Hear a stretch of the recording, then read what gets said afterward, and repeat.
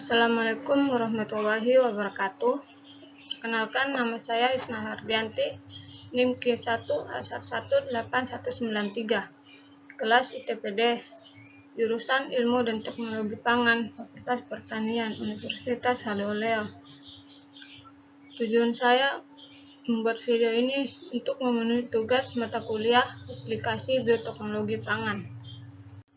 Di sini saya akan menjelaskan pentingnya mempelajari mata kuliah aplikasi bioteknologi.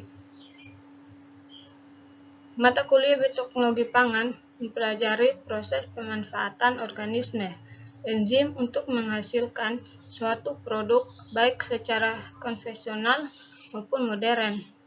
Memahami teknik rekombinasi DNA, rekayasa genetika untuk menghasilkan strain baru yang bermanfaat bagi kepentingan manusia. Memahami aplikasi dari teknologi rekombinasi DNA serta melakukan analisis tentang keberadaan produk-produk tersebut.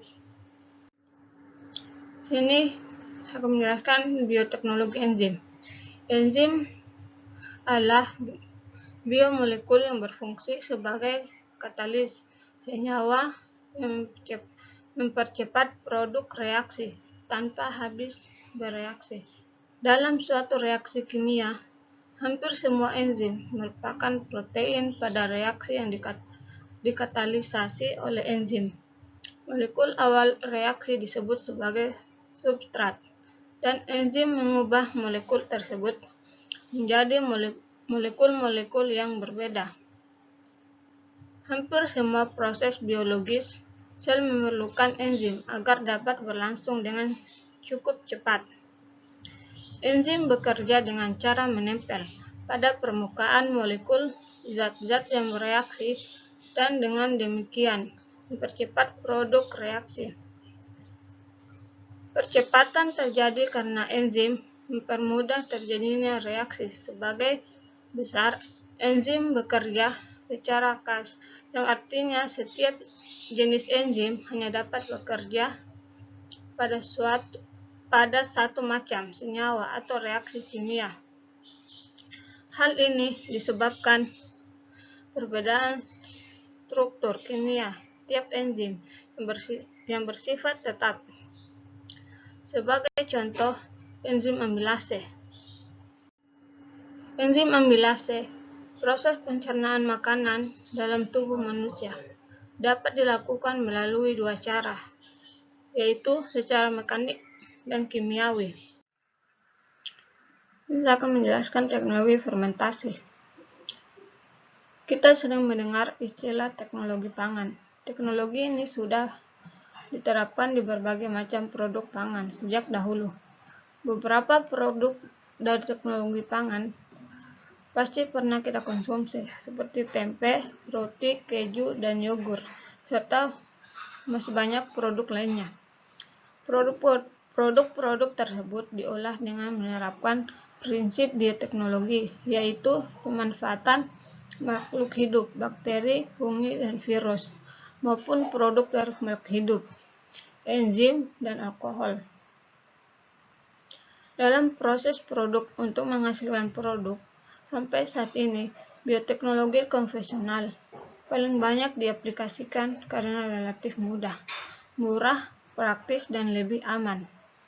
Salah satunya dengan fermentasi. Fermentasi didefinisikan sebagai seluruh perombakan senyawa organik yang dilakukan mikroorganisme dengan melibatkan enzim yang dihasilkan sebagai biokatalis dalam lingkungan yang dikendalikan. Fermentasi dapat meningkatkan nilai tambah suatu produk. Bahan pangan seperti keju dan mentega yang seandainya tetap berwujud.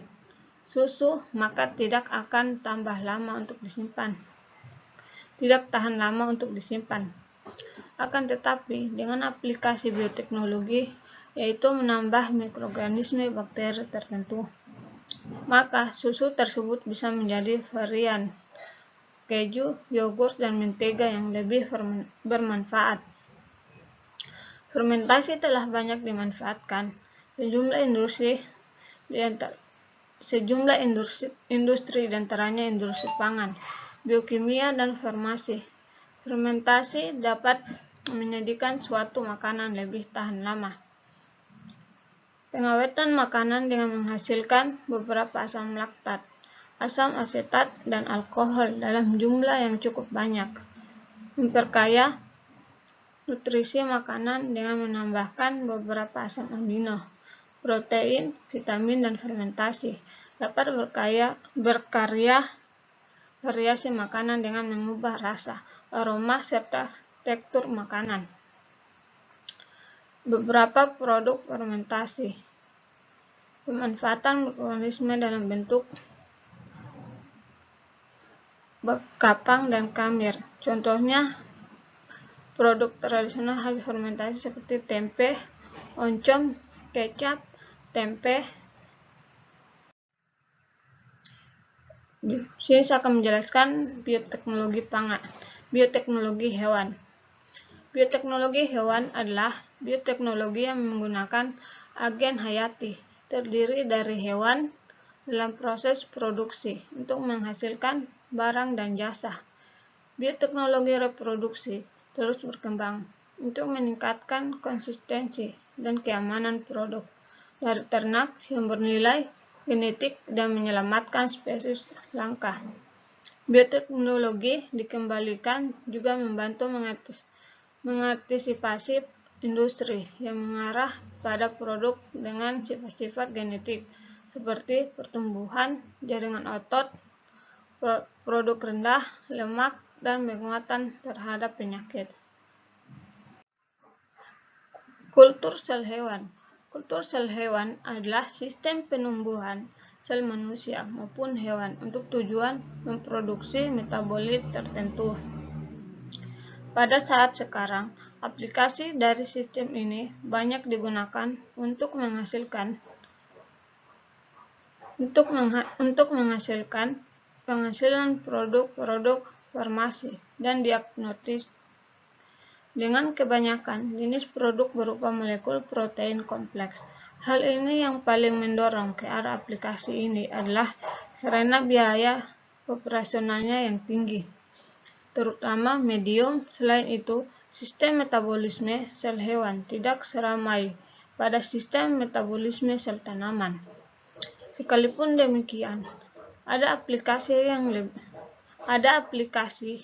yang berhubungan tidak langsung dengan masalah pangan.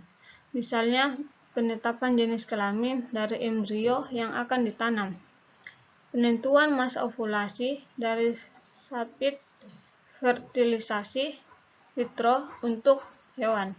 Adapun contoh-contoh produk yang biasa dihasilkan oleh sel hewan, misalnya interferon, tisu plasminogen, aktivator. Baik, sekian dan terima kasih. Wassalamualaikum warahmatullahi wabarakatuh.